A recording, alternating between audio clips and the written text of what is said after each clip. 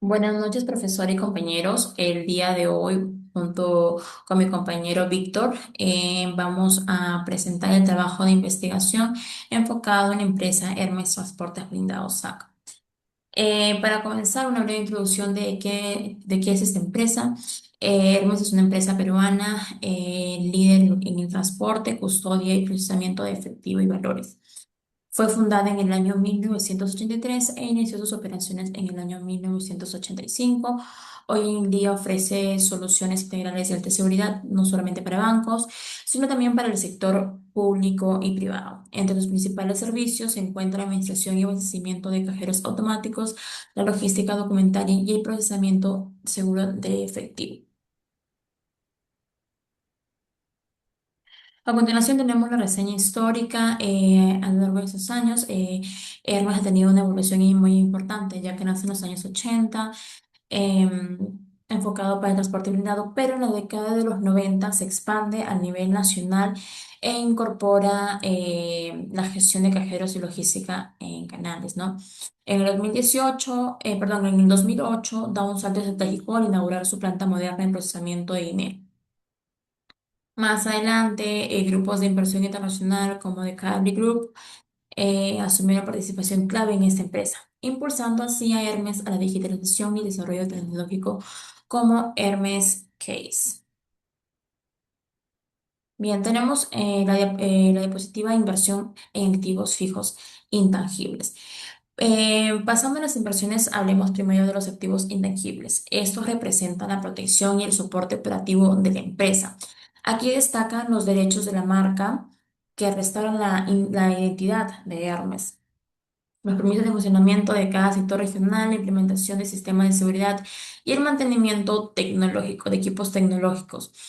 En los datos vemos de 2018 al 2020. Esta empresa ha mantenido un presupuesto constante con estos rubros para garantizar la legalidad, vanguardia y tecnología en las operaciones. Tenemos la inversión en activos fijos tangibles. En el cuadro de tangibles podemos ver que representa la capacidad física del negocio. Como pueden observar, el rubro más fuerte en el 2020 son los vehículos blindados, superando los 120 millones de soles, seguido por sistemas de seguridad e infraestructura. En total estamos hablando de más de 195 millones de soles en activos tangibles. Adicionalmente manejan inventarios operativos esenciales como uniformes y equipamiento de seguridad para el personal, repuestos para la flota, de blindados y materiales de custodia sumando alrededor de 9,5 millones de soles. Si consolidamos la estructura de inversión en capital de trabajo, si consolidamos la estructura de inversiones en esta empresa Hermes, tenemos un total que supera los 2,2 millones de soles. La parte más relevante se concentra en los activos tangibles, en los activos tangibles con más de 1 millón de soles, seguidos por el capital de trabajo necesario para asegurar las operaciones del día con cerca de 895 mil soles. Y los activos intangibles con 205 mil soles. Eso demuestra el fuerte respaldo patrimonial que maneja esta empresa. A continuación tenemos los estados financieros, en este caso el estado de resultados. Analizando el estado de resultados entre el 2022 y el 2023, observamos una gran eficiencia operativa. La utilidad bruta creció de 238 a 250 millones de soles. A pesar de los gastos administrativos de ventas y financieros, la utilidad de operación mostró una tendencia positiva. Tras el descuento de la participación en impuestos a la renta, Hermes cerró el año 2023 con una utilidad neta de más de 326 millones de soles, reflejando así una excelente rentabilidad. Tenemos la siguiente positiva que es proyección de flujo de caja. Para cerrar mi parte de la exposición, pasamos en este caso a proyección de flujo de caja. En el año base eh, es el 2029. Vemos un crecimiento constante Desde el año base hasta, en este caso, 2029, vemos un crecimiento de flujo constante y proyectado en las ventas pasando de 417 millones de 1.000 unidades en el 2022 a más de 479.000 para el año 2029. A la par, los costos variables operacionales y los costos fijos se mantienen controlados y estables en el tiempo. Eso nos da base para calcular la depreciación de terreno, infraestructura y maquinaria que influyen en los flujos futuros. A continuación, doy paso a mi siguiente compañero. Ya. Buenas noches, mi nombre es Víctor. Siguiendo con la exposición, voy a hablar sobre la proyección de flujo en caja. Como vemos, tras descontar los costos operativos e impuestos y considerar las depreciaciones e inversiones en activos fijos y capital de trabajo, el proyecto genera genera un proyecto positivo ascendente a lo largo de los años, ¿no? Para financiar esta inversión que asume que el 50% de la inversión fija se cubre mediante un préstamo bancario a 8 años con una tasa de 4,93, lo cual genera una cuota anual fija de aproximadamente 200.000 soles, ¿no? Siguiente diapositiva. Bueno, ahora seguimos con el flujo de caja de financiero con efecto de préstamo, ¿no? Como vemos, al integrar el préstamo y el pago de las cuotas anuales en el flujo de caja financiero, vemos que en el impacto real sobre la liquidez del inversionista, aunque los primeros años muestran saldos negativos debido al servicio de la deuda, el proyecto se recupera fuertemente hacia el último año con el ingreso del valor de desecho de los activos, ¿no? Siguiente.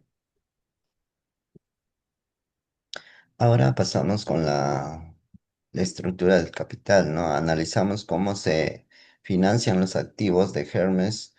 La empresa mantiene un balance entre deuda y patrimonio. Con estas proporciones calculamos el costo promedio ponderado del capital, lo cual representa la tasa mínima de rendimiento que debe exigir la empresa para cubrir el costo de sus fuentes de financiamiento, ¿no? Siguiente. Ahora voy a explicarles sobre el EVA, ¿no? El cálculo de EVA, que es el valor económico agregado, ¿no? Para medir la creación del real del valor, lo primero que debemos evaluar son el cálculo del EVA, ¿no? Ya que esto genera que la empresa supera o no el costo del capital utilizado para obtenerla, ¿no? Como sabemos, un EVA positivo indica que Hermes no solo cubre sus costos operativos y financieros, sino que genera un valor económico adicional para los accionistas, ¿no? Y eso sería muy importante. Siguiente diapositiva. Ahora vemos el cálculo de EBITDA, ¿no? Que es muy importante porque aquí se mide la capacidad operativa pura de la empresa, ¿no? Sin contar intereses, impuestos, depreciaciones ni amortizaciones. Hermes presenta un EBITDA sólido y estable, lo que demuestra que su negocio principal es altamente operativo y rentable en el día a día, ¿no? Ahora vemos las conclusiones, ¿no? Como sabemos, Hermes mantiene una posición de liderazgo en el mercado peruano gracias a su amplia cobertura nacional, ¿no? Y altos estándares de seguridad, lo cual permite ofrecer servicios confiables en el transporte y custodia de valores, ¿no? La empresa prioriza la inversión en activos tangibles como intangibles y capital de trabajo, ¿no?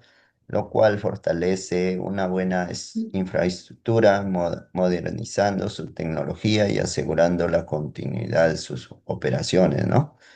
La estructura financiera de Germen refleja una solvencia sólida, ¿no? Lo cual hace una reducción del nivel de endeudamiento, lo que favorece la estabilidad y el crecimiento sostenible de la empresa, ¿no?